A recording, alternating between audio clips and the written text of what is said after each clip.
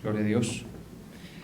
Gloria al Señor. Vamos a buscar en el primer libro de Reyes, capítulo 1, versículo 28. Entonces vino palabra de Jehová a Elías Tisbita, diciendo: ¿No has visto cómo Acab se ha humillado delante de mí? Por cuanto se ha humillado delante de mí, no traeré el mal en sus días. En los días de su hijo traeré el mal sobre su casa. Señor, te damos gracias en esta noche, Señor. Te pedimos, Padre, que tú nos ministres con tu palabra, tú nos alumbres, Señor, nos edifiques, Señor, con tu verdad. Te rogamos, Padre, que continúes con nosotros en el nombre de Jesús. Amén. El Señor le dijo a Elías, voy a leer la Nueva Versión Internacional aquí. Entonces la palabra del Señor vino a Elías el Tisbita y le dijo este mensaje: ¿Has notado cómo Acab se ha humillado delante de mí? Por cuanto se ha humillado, no enviaré esta desgracia mientras él viva, sino que la enviaré a su familia durante el reinado de su hijo. Bien, es una palabra que recibe Elías, el profeta Elías, en cuanto al comportamiento de Acab, puesto que en versículos previos Dios el Señor le manda palabra a Acab, anunciándole pues que a raíz o en consecuencia de todo el pecado que Elías cometió e hizo cometer a Israel, pues a raíz de eso iba a borrar, a barrer desde la tierra de Israel a la casa de Acab, eliminando de esa manera pues el linaje real que con él había comenzado. Esto no sin antes hacer la mención de que Acab fue un rey bastante malo en su condición espiritual. Es decir, fue una persona que hizo todo lo malo que hizo Jeroboam y lo potenció de alguna manera, o sea, lo estimuló a un altísimo nivel, ¿sí? Acab se lleva un lugar sobresaliente en la historia de Israel precisamente por eso, por lo muy mal que dirigió a Israel y manejó la situación espiritual de la nación de Israel. Si ustedes retroceden un poco en los versículos que están previos a lo que citamos, pues se va usted a dar cuenta que efectivamente la Biblia atestigua contra Acab que fue fatal su manejo de la parte espiritual, ¿sí? Terrible, es decir, hizo todo lo que no se debía hacer. Se dejó manejar también por su esposa Jezabel, que como sabemos era una sacerdotisa muy diligente de los Baales o de Baal, como se dice ahí. Además de eso, se dejó por ella también guiar a la comisión de injusticias. Por ejemplo, expropió a Nabot, un señor que tenía su viña cerca al Palacio Real, y primero se la pidió, pero como no se la dio Nabot, haciendo uso por supuesto de su derecho a disponer de su propiedad, pues después se le expropió, y así hizo grandes desaciertos, ¿sí? Fortaleció cultos idolátricos y se desarraigó aún más de lo que ya Israel estaba desarraigado de Judá y de Jerusalén. Todo esto es importante que ustedes lo noten, porque de ese mismo es del que estamos hablando al final, que leímos en el 21-28. Entonces, él hizo terribles cosas. Se rodeaba de gente que le profetizaba lo que él quería, ¿sí? Y no era una persona con sus oídos atentos a la verdad. Pero dentro de la misericordia de Dios contó con las voces más potentes del Antiguo Testamento. Una de ellas, Elías, por supuesto.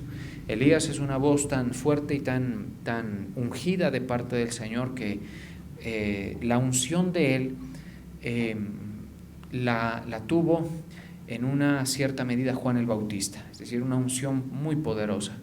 Y se sospecha por la escatología, o sea, por lo que anuncia las profecías, que esa misma unción van a tener los dos testigos del Apocalipsis, dos personas muy ungidas por Dios, y lo que refiere de la unción que ellos van a tener en cuanto a su palabra profética y su voz que pregona justicia en la generación que les corresponda, es similar a lo de Elías, diciendo por ejemplo que ellos pueden ordenar, los dos testigos, que no llueva y no llueve, y que el clima se comporte de cierta manera y se comportará en esos tiempos tribulacionales que ojalá pues nosotros no tengamos que pasar. El caso es que Dios el Señor en su misericordia le dio esa voz de Elías Tisbita en medio de un ruido profético falso increíble, 400 contra 1 como mínimo. Ahí se cree que son 800, solamente en la escena en la que él se enfrenta contra los 400, porque él solo acaba con los de Baal, pero había unas mezclas terribles por aquellos tiempos. Bueno, además de eso tuvo Acab al profeta Micaías, también importante profeta, muy ungido por el Señor, quizá al lado de Elías no sobresale tanto, pero es muy, muy ungido y muy apegado a la verdad. Entonces vemos que el Señor siempre se ocupó, digamos, de mandarle el mensaje a a Acab. ¿Por medio de quién? Como les digo, Elías y Micaías como mínimo.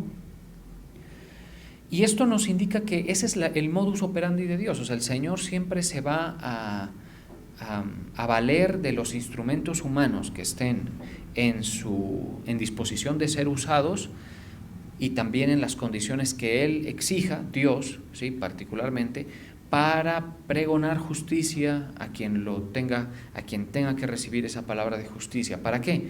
Para pues evitarle que su vida sea conducida por sus propios hechos pues al error y también pues al fracaso y a la desgracia desde todo punto de vista. La más importante de todas ellas pues la espiritual. ¿Sí? Entonces Elías Acab, como hemos estado diciendo, fatal como líder espiritual, ¿sí? Pero en la parte final, ¿sí?, vemos que él se aflige ante una palabra que recibe, y vamos a revisar eso un poquito antes del 28. ¿Sí? Si nosotros leemos lo que dice en el 21, dice: he aquí yo traigo el mal sobre ti. Esas son palabras de Dios en boca de Elías para Acab. Y barreré tu posteridad y destruiré hasta el último varón de la casa de Acab, tanto el siervo como el libre en Israel. ¿Sí? Esa es una forma de castigar, o sea, borrando la posteridad, la descendencia de quien cometía pecados abominables. Y pondré tu casa como la casa de Jeroboam, hijo de Nabat. También fue exterminado Jeroboam. Por eso es que en los reyes de Israel ya ni siquiera el linaje real se ve, sino que se van montando unos aviones, digámoslo así, unos avivatos que vieron oportunidades, que tenían ciertos perfiles de liderazgo y lo usurpaban o conspiraban. Y bueno, en Israel pasa eso, es terrible. Bien. Y como la casa de Baasa, hijo de Ahías, estuvimos viendo de Baasa ahora el fin de semana, por la rebelión con que me provocaste a ira y con que has hecho pecar a Israel.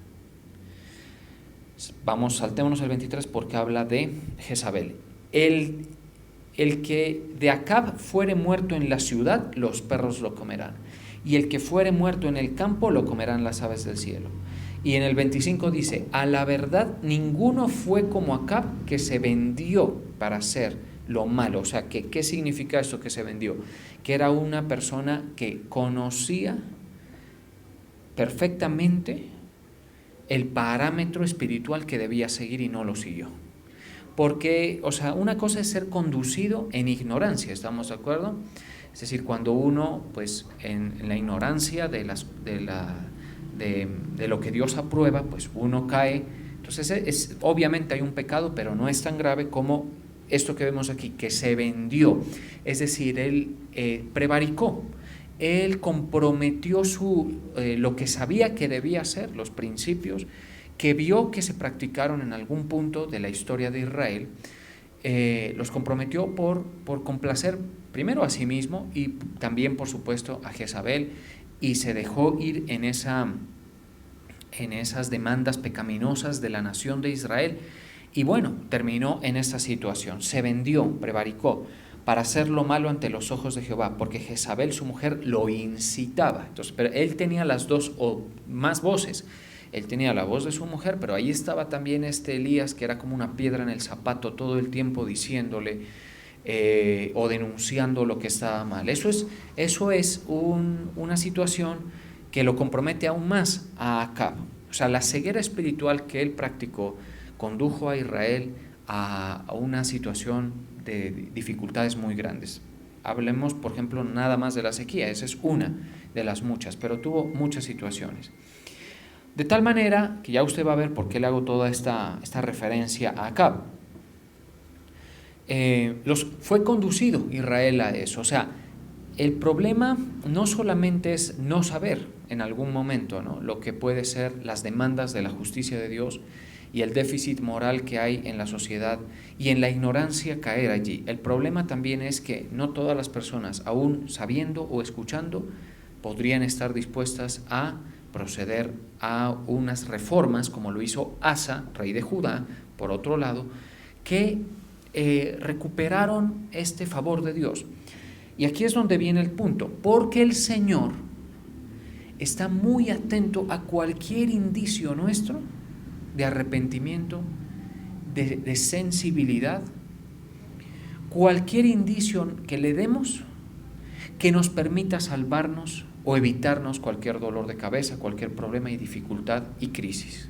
Ese es el carácter de Dios, ¿sí?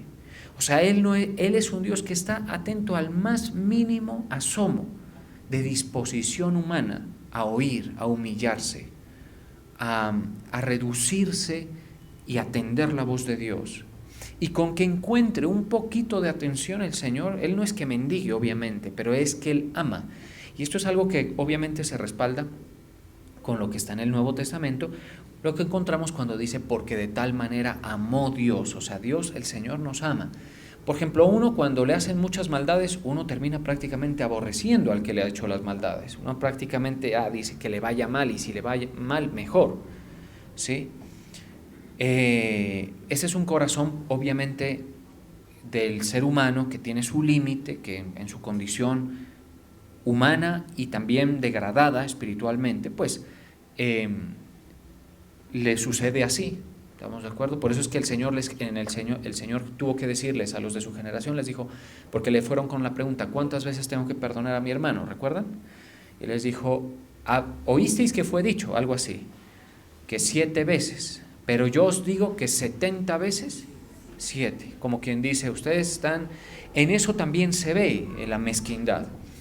Se ve mezquindad en quien ofende y se ve mezquindad en quien niega el perdón en pequeñitas ocasiones que a veces uno es ofendido. ¿Estamos de acuerdo?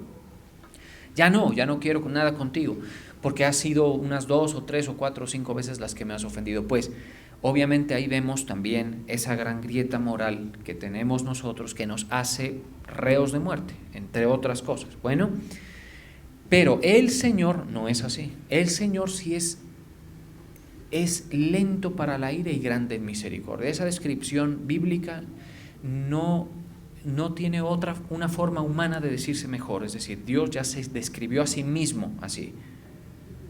Se hizo conocer así, se describió a sí mismo así. Y nosotros no podemos describirlo de una mejor manera, a pesar de que tengamos una experiencia con el Señor.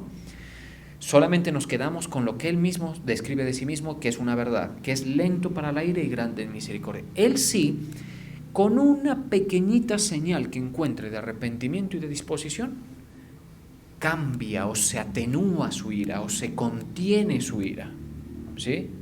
Por eso es que les referí todo lo de Acab, porque en el verso que leímos, ¿sí?, está hablando le dice a Elías, le dice, ¿no has visto cómo Acab se ha humillado delante de mí? tan solo porque Acab, al momento de escuchar esa sentencia terrible que recibió de Elías, andaba cabizbajo, apesadumbrado, dice que se cubrió de cilicio, pues una tradición de esa región, ¿sí? Ayunó y anduvo humillado. Y al pecador más, digamos, comprometido con su práctica pecaminosa, como lo fue Acab, con tan solo ver eso, el Señor se contiene y dice, bueno, a ver, voy a manejarlo diferente a como había dicho, ¿sí? Eso nos muestra ese carácter accesible, sensible del Señor, que está por encima de la ofensa, que Él va a intentar salvar a la gente por muchas ocasiones, enviándole muchas veces el mensaje, ¿sí? Evitando al máximo la situación calamitosa que le es consecuencia al hombre por el pecado.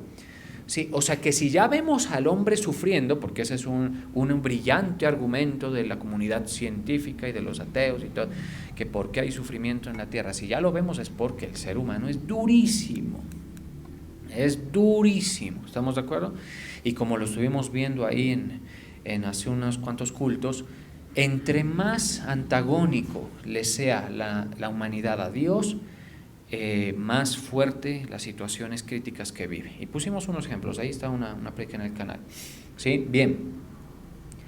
Pero el Señor, si nos lo pudiera evitar, lo evitaría. ¿Sí? Si pudiera, Él va a hacer y ha hecho todo lo que está en su capacidad omnipotente para que la gente reciba un mensaje que con tan solo creerlo y recibirlo, ni siquiera se trata de que sea una persona súper sensible. Con solo eso, ya el Señor se pone en otra posición con uno, de paciencia, de darle tiempo, de cambiar de pronto o amortiguar alguna consecuencia, porque nosotros siempre viviremos con las consecuencias de nuestros pecados, de nuestros errores, pero el Señor nos ayuda con eso. Ese es misericordioso, porque lo que dice en el 25 es eso: a la verdad ninguno fue como Acab, que se vendió para hacer lo malo ante los ojos de Jehová, porque Jezabel, su mujer, lo incitaba. Pero cuando él muestra una pequeña inclinación, actitud de pesar por el pecado que había cometido y de atención a las palabras del Señor, él cambia. Entonces nosotros vemos, por ejemplo, que lo que se anuncia sobre el mundo pues es gravísimo. La gente vive pues obviamente sin prestarle ninguna atención al asunto, pero aquí están ustedes y ustedes se da por aceptado, digamos, que son personas que inclinan su oído a la voz del Señor, ¿cierto? Que inclinan su oído. El Señor ha tenido que llamar nuestra atención de muchas maneras. Esa es parte de su misericordia. El ministerio que les alcanzó a ustedes es parte de la misericordia del Señor. Los siervos que Dios usó en el ministerio organizado que los alcanzó a ustedes es parte de la misericordia del Señor. Eso es parte, ¿estamos de acuerdo? O sea, el Señor formó el ministerio y los beneficiarios de todo eso que el Señor hizo fuimos primero los que primero fuimos rescatados, que fuimos la familia, digamos, que Dios usa. Pero luego todos ustedes, y más que por nosotros, lo hizo por ustedes. Nosotros somos un instrumento para eso, para ese fin. ¿Estamos de acuerdo? Porque cuando el Señor está en gran manera indignado, remueve aún las voces que pregonan justicia. Esas las remueve de la tierra, las quita, ¿sí? Cuando ya está en un punto de mucha indignación. Sucede, por ejemplo, en la temporada de silencio, que son 400 años antes de nuestro Señor Jesucristo. Se ve una temporada de silencio hermético del Señor, hermético. Por eso es que los libros que la gente quiere apilar al canon bíblico, que fueron escritos o generados en ese periodo o posterior, se consideran no inspirados, porque Dios estaba callado, básicamente, ¿sí? Ahí están esos libros de los deuterocanónicos, ¿no? Que está el de Tobías y que una vaina, bueno, todas esas vainas. Yo me he dado una vueltica por ellos para pues, saber cómo responder cuando la gente le pregunte. Pero uno sí percibe que es como otro lápiz el que escribió eso, y que el Señor dice, ya vean ustedes, hermano, yo con usted no he hablado. Y claro, por ahí hay un libro, por ejemplo, que habla de unos componentes casi de hechicería y de brujería, que se ve claramente que Dios no está obrando allí, y que Dios no está inspirando el contenido del libro, bajo una supuesta devoción. ¿Estamos de acuerdo? Entonces, pero cuando el Señor habla y extiende su voz y hace que se oigan sus palabras, es la misericordia del Señor, una y otra vez. Ahí está el ser humano duro, resistente, ¿sí? Y el comportamiento de nuestro Padre Dios se va a adecuar, y mucha atención, porque aquí sí es importante tratar de ser los oidores más atentos y más practicantes, porque el comportamiento de nuestro Señor se va a adecuar a la forma en que la gente recibe el mensaje. ¿Estamos de acuerdo? Entre más sensibles, más activos, más dinámicos, más, digámoslo así, ¿cómo podríamos decirlo? Entre más abiertos al mensaje nos encuentra el Señor en nuestra actitud, el Señor se comporta aún mejor con nosotros. Si con esa plaga del Acab, porque no le cabe otro calificativo, tan solo con verlo afligido, ya él dijo, bueno, se ha humillado delante de mí, por lo menos le está resonando la palabra, por lo menos. Y nosotros vemos que en la sociedad es difícil que a la gente le resuene la palabra del Señor. Sí, es difícil. Tiene que el Señor hablar con mucho poder y mucha autoridad, a veces de valerse de estímulos a la fe y de grandes procesos de humillación en la gente para que medio pare en oreja. ¿Estamos de acuerdo? Para que medio pare oreja a la gente. O sea que si usted, el Señor, ha tenido que quebrantarlo un poco para que usted preste atención, pues me parece una demostración de lo mucho que Él está interesado en que usted no le sobrevenga el mal, que al impío le va a sobrevenir, porque al mundo impío ya sabemos que le viene un mal y va marchando por puñados, por millares al infierno. ¿Estamos de acuerdo? Pero entonces ahí están todos unos niveles de resistencia. Hay unos que no escuchan nada, son ciegos. ¿Sí? A eso sí les tiene que hablar prácticamente Elías, y aún así podría ser que no reciban. ¿Estamos de acuerdo? Pero Acab, en su dureza, él sí sintió un poco, y el Señor le amortiguó la calamidad, le amortiguó. ¿Sí? De ahí en adelante hay otros que responden más ágilmente al mensaje, y hay otros que no solamente lo atienden, sino que lo buscan. Eso lo vemos en David, eso lo vemos en Josafat, eso lo vemos en Asa.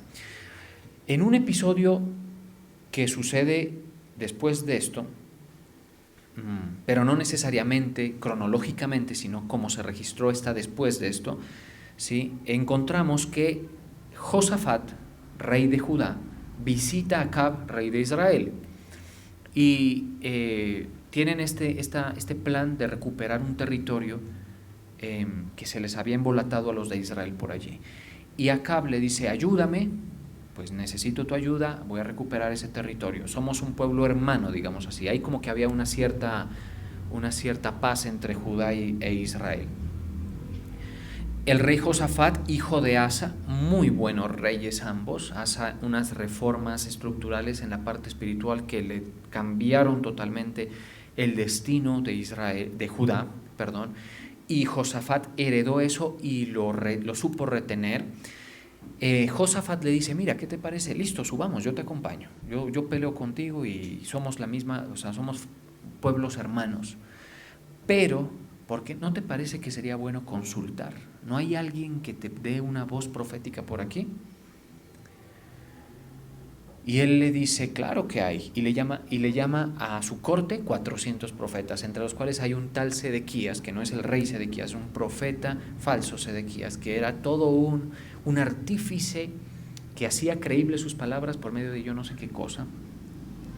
Pero lo cierto es que está él entre los muchísimos 400 que le decía, dale, vamos, el Señor los va a entregar en tus manos, vas a tener éxito, vas a ganar, vas a recuperar ese territorio. 400. Y Josafat le dice, espérame un momento, porque obviamente estoy, digamos, explicando, describiendo lo que se puede ver en la fotografía que la Biblia nos presenta. Josafat le dice, no, pero espérame, tráeme uno que sea profeta de Dios, del Dios, de nuestro Dios, del Dios de Israel, del Dios vivo, tráeme uno. Ah, sí, le dice, sí, por ahí hay uno, Micaías, dice, pero es que se me cae mal. La nueva versión internacional y la Biblia Palabra de Dios para Todos que utilizan, se valen del lenguaje cotidiano para darse la expresión, dice, me cae mal. En la nueva versión internacional dice así, me cae mal porque siempre me profetiza lo malo. Bueno, pero tráelo, le dice Josafat, tráelo. ¿Se da cuenta la diferencia? El otro alejando la palabra, que era la palabra incómoda, la palabra que le hacía ver el mal camino espiritual que estaba tomando. Y el otro, Josafat, trayéndola. ¿Se da cuenta la diferencia? Bueno, entonces usted desea una vueltica por esos libros, va a ver que Josafat le fue bien, hizo una cosa, todo al mismo Asa, todo eso. Y Acab pensó que se iba a salvar, pero cuando Dios sentencia, no hay nada que hacer. Y aunque él no del todo experimentó todo ese mal que se anuncia, obviamente sus descendientes sí. Y en efecto, al parecer, lo que podemos extraer de esta parte final del libro de Primero de Reyes es que Acab no se arrepiente por un momento y Dios está como diciendo, dame una señal de tu disposición y yo te arreglo el asunto. Por eso, si usted, mis hermanos, si usted quiere cambios, dele señales al Señor. Comienza a darle señales de que usted le presta atención, de que usted no le da la espalda, de que usted le atiende. Dele señales pequeñitas, llegar temprano, por ejemplo, ¿sí? Dele señales, un poquito más de esfuerzo por oír, ¿sí? Dele señales, apague el ruido y escuche y crea y medite. Esas cositas que usted haga ya van a ponerlo a Dios en otro plan con usted, ¿sí? Ahora, si después de eso usted vuelve un practicante y todo eso ya es otro nivel y busca este consejo sabio del Señor, ya otra cosa. ¿Qué va a pasar con usted? Usted me dice, ¿qué va a pasar? Pues mucho. Va usted salvarse del destino democrático que hay aquí en este mundo, de los impíos, y también va a vivir con el favor del Señor. El Señor le va a asistir en mucho. ¿Estamos de acuerdo? Esa es la experiencia de quienes cotidianamente atendemos la voz del Señor. Ahora, eso no se ve en 1, 2, 3, 4, a veces pasan años. Yo les decía, creo que fue el domingo, les decía que a veces yo percibo mucha bendición en mi casa, en mi familia y particularmente en mí. Y es una bendición que convive con obviamente cierta disciplina de Dios en mi vida, ciertas restricciones. Ahí está esa bendición, conviviendo con ese orden de Dios, con esas imposiciones de Dios, que cosas que si el Señor me preguntara, ¿te quisieras quitar de encima esto? Yo me las quitaría, pero tengo que tenerlas. Pero son cositas pequeñas que no, o sea, que están ahí, y con eso, todo eso, la bendición del Señor. Y les decía que me siento muy, muy bendecido por el Señor en muchos aspectos, y que gran parte de eso tiene que ver con todos los años de servicio. Para que uno pueda generar o vivir una bendición de parte del Señor, tiene que ser practicante, no perfecto, porque yo soy el primero en admitir que me he equivocado, pero tiene que ser un practicante dispuesto a la verdad durante muchos años, creer pacientemente, servir por años, pacientemente. Esto es un ánimo para ustedes, porque muchos de ustedes son pioneros. Tienen que abrir un entramado de obstáculos que se levantan contra su práctica de la fe y de la piedad. Y cuando los venzan, ahí estará el galardón, bien sea terrenal, pero el más importante obviamente el celestial. Pero yo les hablo, por ejemplo, de aspectos terrenales, sabiendo que lo espiritual es mucho más grande, sabiendo que lo celestial es más grande. Claro, son años de atender. Yo he estado en errores mucho tiempo. yo me doy cuenta que gran parte de mi tiempo como siervo de Dios he tenido errores de interpretación y problemas dentro. Pero ¿sabe qué siempre ha habido? Y ojalá eso le pueda servir a usted. Atención. Porque cuando el Señor me ha dicho, ven, te explico esto que tú no sabes nada, me ha dicho así. Sí, te explico este tema, te explico este otro, y me los ha llamado a explicar por boca de gente muy, muy acreditada, pues yo le he escuchado, yo he estado dispuesto, ¿sí? Y yo a veces le digo, Señor, pues tú sabes que a mí no me tienes que tratar tan duro. Cuando de pronto voy en algún avión o alguna situación de riesgo, le digo, a mí no me tienes que tratar duro, Señor, tú sabes. Dime nomás, mándame un mensajito ahí con el pastor, con mi apóstol, mi pastor, ¿sí? Y tú sabes que yo le corro a eso, ¿sí? Puede que yo esté en errores, pero tenme paciencia, una cosa. Porque yo he encontrado que ese es el punto de bendición. La bendición para mí está en atender constantemente la palabra de Dios y la revelación. Eso, no resistirla, ¿estamos de acuerdo? Para mí está ahí. Y obviamente ha sido muy evidente, pero en ustedes también se aplica. Y en ustedes hay diferentes niveles de manejo de esta parte espiritual. Hay gente, por ejemplo, que uno la ve fría, hermética a ciertas cosas que se dicen, que se enseñan, que han pasado la prueba del tiempo y del filtro doctrinal, porque cuando yo les enseño algo, como les digo, el Señor se ha tenido que sentar conmigo y mandarme un maestro, ¿estamos de acuerdo? O sea, no son cosas que ni yo he inventado, ni yo descubrí, ni nada de nada, simplemente que Él ha tenido que sentarse. Y hay gente que la resiste. Otros los veo más entusiasmados, más conectados, tienen su Biblia, están como que los estímulos les mueven más que a otros. Todo eso es lo que hace que Dios se adecue prácticamente al ritmo que tú le pones, aun cuando te ama muchísimo. ¿Estamos de acuerdo? Él nos ama a todos, pero uno prácticamente que lo condiciona a Dios. Imagínense esa parte relacional de Dios que siendo tan potente, tan poderoso, allí nosotros también le condicionamos. Si Él ve un pequeño arrepentimiento, unas orejitas paradas a su voz, ya es diferente el trato, ya es diferente. Le dice, voy a darle más tiempo, voy a darle más palabra, o le meto su golpe porque lo necesita, pero se lo meto diferente, ¿sí? Así es la parte relacional con el Señor. Y si ve que tú estás atendiendo su voz y todo, ya se porta diferente. Y hay algunos personas pues, que son dignas de imitar, que son oidores, practicantes, entusiastas, enamorados de la verdad. A esos el Señor los trata mejor aún, ¿sí?